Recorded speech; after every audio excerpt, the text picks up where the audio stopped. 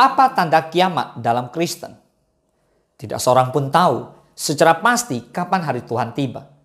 Kita sering mendengar berita di sana-sini mengatakan bahwa kedatangan Tuhan Yesus akan terjadi tahun sekian. Akibatnya banyak orang panik sampai-sampai ada yang rela menjual harta bendanya, meninggalkan segala aktivitasnya. Lalu mereka berkumpul di suatu tempat menanti-nantikan Tuhan datang. Ternyata pada hari H yang dinantikan tidak terjadi. Lalu tidak sedikit juga orang yang kecewa, akhirnya apatis dan bertanya-tanya, benarkah Tuhan Yesus segera datang? Atau benarkah Tuhan Yesus akan datang kembali?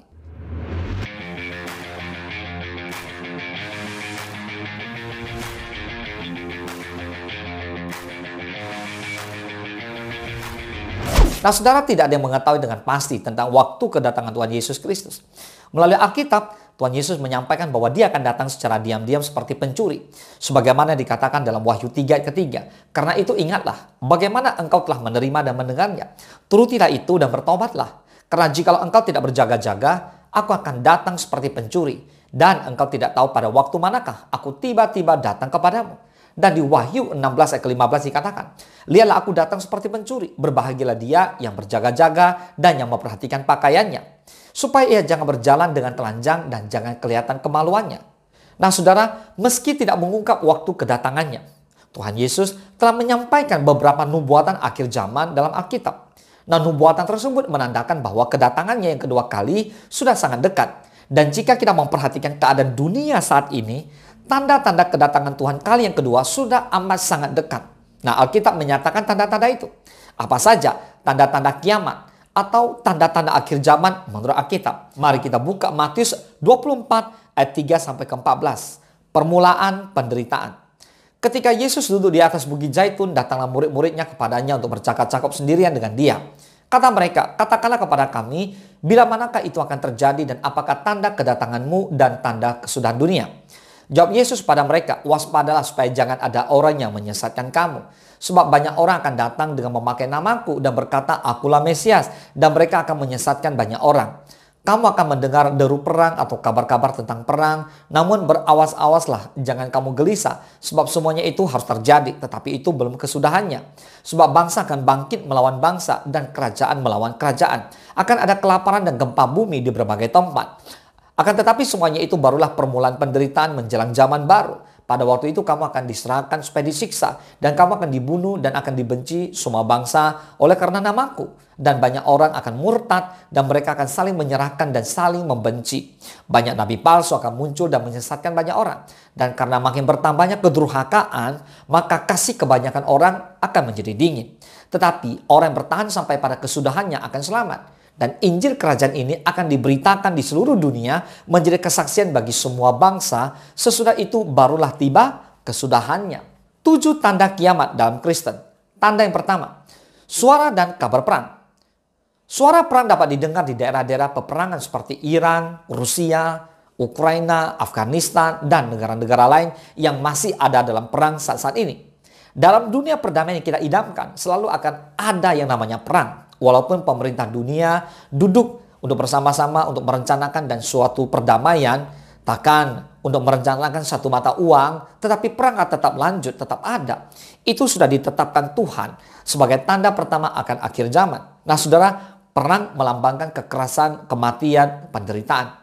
Masih ingat ada 4 kuda yang muncul di akhir zaman? Tertulis dalam Wahyu 6. Kuda merah yang mengambil damai sejahtera di bumi. Kuda hitam dengan kuasanya untuk memberikan kemiskinan di mana-mana. Kuda hijau dan kuning dengan kuasanya atas maut dan kematian. Bukankah semua kuda itu sudah beraksi dan berhasil? Ada yang bertanya pada saya begini. Jika Tuhan baik kepada kita, mengapa Tuhan mengizinkan iblis melakukan semua itu kepada manusia? Saudara, ya memang Tuhan itu baik. Tuhan itu Bapa kita yang sangat baik. Tetapi ingatlah bahwa dia juga Tuhan yang adil. Bahkan terhadap musuhnya sekalipun. Jika saudara masuk dalam celah dosa dan terikat oleh iblis, maka harus ada penebusan dari kuasa darahnya. Lewat pengampunan, dan pengampunan diberikan hanya jika kita bertobat kepadanya. Dia adil. Dalam suatu doa peperangan rohani, jika suatu daerah diduduki oleh musuh, maka kita harus merebutnya dengan hukum-hukum yang berlaku dan segala sesuatu yang ada aturannya. Berbeda di kerajaan surga, di mana Kristus memerintah sebagai raja. Dia berdaulat penuh atas kerajaannya dan kita semua patuh kepada hukum kerajaan Dan iblis sudah dibinasakan dan manusia tidak perlu takluk lagi kepada hukumnya. Nah, sejak manusia jatuh dalam dosa, bumi telah diserahkan kepada iblis dan kepada keinginan hati manusia. Dan karena kedegilan hati manusia lah, kecemaran dan kejahatan semakin merajalela. Berita perang sudah dapat didengar di mana-mana. Bahkan tidak perlu menunggu berita hari ini atau hari besok. Pada detik ini juga kita dapat langsung mendengarkan kabar tentang perang. Inilah zamannya teknologi. Percaya saudara bahwa di akhir zaman ini akan semakin menggila dengan teknologi. Zaman dahulu orang memikirkan bagaimana menelepon, lalu bisa lihat wajah. Nah, sekarang sudah ada teknologi dan itu semua sudah terjadi, bukan? Nah, lihat yang kedua, tanda yang kedua, kelaparan dan gempa bumi. Karena keadaan alam yang tak menentu, akan terjadi kelaparan di mana-mana. Para petani gagal panen, terus gunung meletus, tsunami, banjir, menyebabkan banyak orang kehilangan kekayaannya dan menyebabkan mereka kelaparan.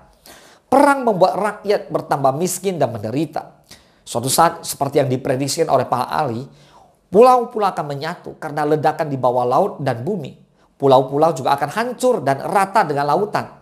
Lapisan ozon yang berlubang dan menipis membuat bumi semakin panas. Siapkah kita menghadapi hari Tuhan yang mendekat ini? Itu yang kedua. Tanda ketiga, penderitaan dan penganiayaan. Sudahkah Anda mengalami penderitaan dan penganiayaan karena nama Kristus?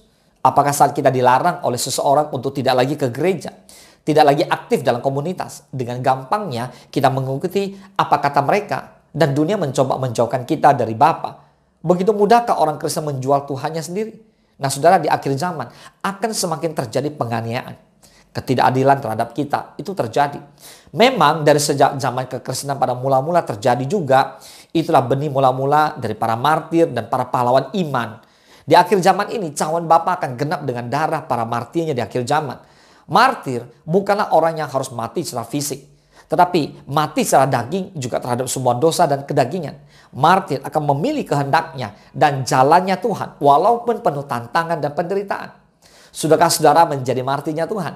Jika kita berpikir bahwa kita saja yang menderita, maka kita salah besar. Di belahan dunia lain, masih begitu banyak orang yang mencintai Tuhan di atas segala-galanya. Orang-orang berjuang mempertahankan Injil dalam hati mereka. Para pendoa-pendoa yang dengan rendah hati, yang tidak terkenal dan tidak dilihat orang. Tetapi mereka tiap hari menangisi bangsa ini dan menangisi kehancuran gereja-gereja di akhir zaman. Mereka berdoa kepada Tuhan. Saudara, gereja Tuhan sedang hancur. Bukan hanya dari luar, tetapi dari dalam. Dan ini akan menjadi tanda yang keempat yang mau kita bahas. Yang keempat, kemurtadan dan kebencian. Di akhir zaman akan begitu banyak orang yang menjadi murtad. Mengapa demikian? Dalam Matius 20, kalau kita baca, kita akan tahu bahwa di sana diceritakan perumpamaan tentang seorang tuan kebun anggur dengan para pekerjanya. Yang masuk terlebih dahulu menjadi marah dan bersungut-sungut karena merasa iri kepada orang yang masuk terkemudian. Sang tuan memberikan upah yang sama kepada semuanya. Di ayat terakhir dituliskan di Matius 20 ayat 16. Demikianlah orang yang terakhir akan menjadi yang terdahulu. Dan yang terdahulu akan menjadi yang terakhir. Nah, sekarang saudara mengerti mengapa bisa terjadi demikian? Ya, karena mereka tidak memahami kasih karunia dan keadilan sang Tuan. Mereka menjadi kecewa dan menolak dia. Dan kasih karunianya yang mungkin bagi kita terlihat jahat, tidak adil. Padahal sesungguhnya tidak demikian. Bayangkan orang-orang tersebut. Mereka makin tidak memahami hati Bapa. Hubungan mereka dengan Bapa penuh dengan kecurigaan dan kemarahan. Seperti juga anak sulung yang tidak memahami kasih bapaknya. Selalu merasa terpaksa dan bekerja paling keras di antara semuanya. Yaitu kesombongan rohani sedang menyusup dalam hati anak-anak Tuhan sekarang ini. Mari kita waspada, saudara. Lihat, A.W. Tozer pernah mengatakan bahwa apa yang kita pikirkan pertama kali tentang Allah atau pendapat tentang Dia adalah hal yang paling penting dan mendasar. Ada orang yang selalu berkata, hubunganku dengan Bapa baik-baik saja. Dia itu selalu memberikan apa yang saya minta, penuh kasih sayang dan memelihara saya. Itu baik.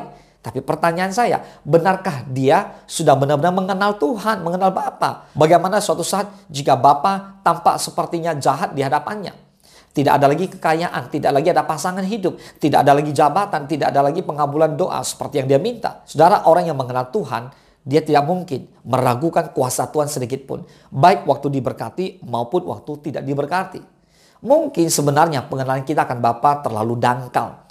Kita hanya mengenalnya dari pengetahuan dan bukan pengalaman pribadi yang nyata. Tanpa ini semua, maka siapa saja bisa menjadi murtad karena kecewa dan menolak dia. Yohanes Pembaptis hampir pernah jatuh di area ini. Dia mempertanyakan Yesus saat di penjara. Tapi Yesus berkata, berbahagialah orang yang tidak kecewa dan menolak aku. Lihat Matius 11 ayat 6. Orang-orang banyak di kota asal Yesus juga pernah menolak Yesus. Mereka memikirkan bahwa Yesus adalah anak tukang kayu. Dia adalah nabi. Dia adalah orang yang biasa seperti mereka. Mata mereka dibutakan oleh pemahaman yang mereka buat sendiri. Yang kelima, banyak nabi palsu dan penyesatan. Penyesatan tidak dapat dihindarkan. Itu memang harus ada. Tetapi celakalah yang mengadakannya baik secara sadar atau tidak. Sekarang berkembang ajaran palsu yang suka memutarbalikkan firman Tuhan dengan berkata bahwa perceraian itu tidak dosa, poligami itu nggak apa-apa, ajaran yang penuh dengan kesenangan duniawi, teologi kemakmuran, perpuluhan tidak lagi diperlukan, dan sebagainya.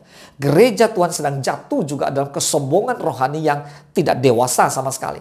Sesama gereja saling menghakimi. Gereja A sesatlah karena bahasa rohnya palsu lah, lalu penyembahan terhadap dewa uang lah, lalu apalagi kegiatan-kegiatannya nggak beres dan sebagainya dan sebagainya.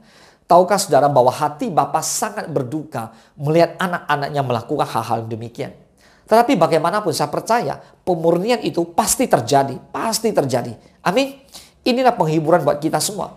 Terlalu banyak anak-anak Tuhan yang tersandung oleh hamba-hamba Tuhan dan gereja.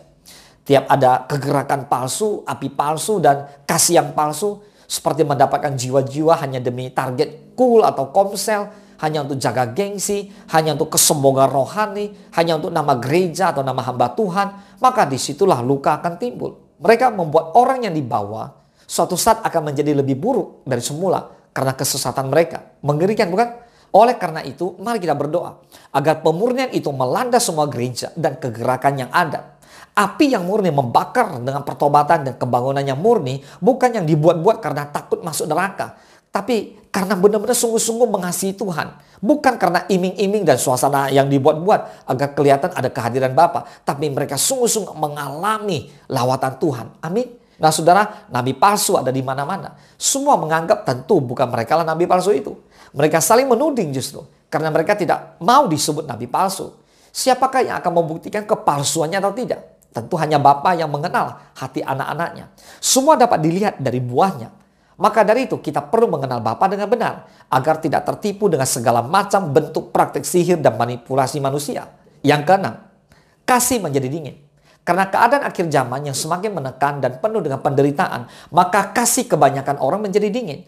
Keluarga yang dahulu damai, tetapi masalah keuangannya begitu menekan, tuntutan-tuntutan hidup yang semakin meningkat, membuat keluarga semakin bermasalah dengan kepercayaan, pengertian, dan kasih.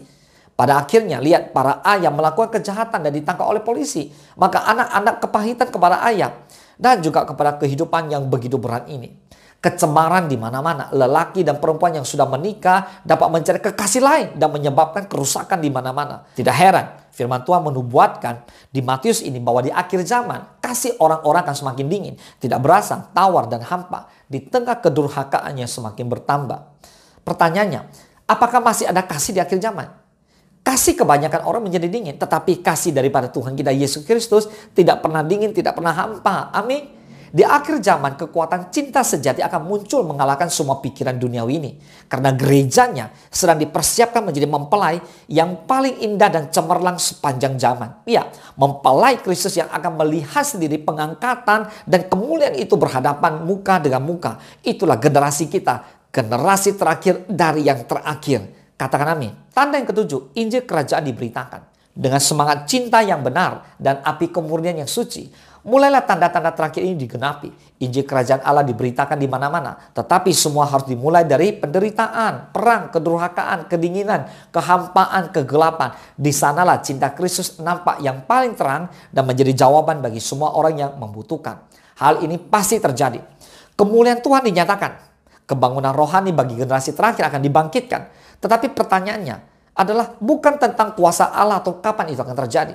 Tapi pertanyaan adalah apakah saudara dan saya akan menjadi seorang penonton doang atau menjadi pelaku dari proyek Allah yang luar biasa ini? Ayo jadi pelaku, jangan hanya jadi penonton. Amin. Nah saudara, banyak yang mengatakan kebangunan rohani sudah terjadi atas Indonesia. Saya aminkan. Tapi sebenarnya ada juga yang mengatakan belum. Ada yang mengatakan bahwa itu kan hanya terjadi perpindahan jemaat tanpa didasari oleh panggilan Allah. Dengar baik-baik Bapak Ibu semua. Andai kata setiap anak-anak Tuhan mengerti panggilan Bapa menjadi prajurit Kristus yang gagah perkasa, mau terus sungguh-sungguh berdoa kepada Tuhan, meminta lawatan Allah terjadi. Memang kita nggak tahu kapan waktu terjadinya kebangunan itu. Tapi kita percaya Pentakosta itu akan terjadi dan melawan seluruh negeri kita Indonesia. Bukan waktu yang ditetapkan oleh manusia, tapi waktu yang ditetapkan oleh Tuhan. Dan ini dalam waktu yang sangat-sangat dekat segera terjadi. Amin. Manusia hanya menjadi alat kerajaannya, bukan mengadakannya. Persiapan selalu lebih lama dan penting daripada waktu pertandingan berlangsung, kan? Demikian juga persiapan kebangunan dan lawatan itu membutuhkan waktu yang sangat panjang dan sulit. Tidak ada kebangunan rohani yang murah. Apalagi di akhir zaman ini. Bapa membutuhkan para martir, prajurit Kristus untuk menggenapi tanda yang terakhir ini. Pembalikan keadaan dari sang raja yang segera datang ke dunia untuk menjemput para mempelainya. Untuk mempersiapkan kedatangannya dibutuhkan kerja keras, kemurnian, cinta yang bertahan sampai akhir, dan para hati yang mau dipersembahkan di atas mezbah yang mulia. Apakah sudah mau menjadi pelaku atau hanya menjadi penonton?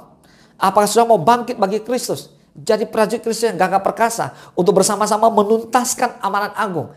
Apakah sudah mau mengalami Pentakosta? Apakah sudah mau Tuhan Yesus segera datang? Ayo berdoa, memuji dan menyembah. Kita berdoa bersama-sama agar Yesus tidak memperlambat kedatangannya. Justru Yesus mempercepat kedatangannya. Amin.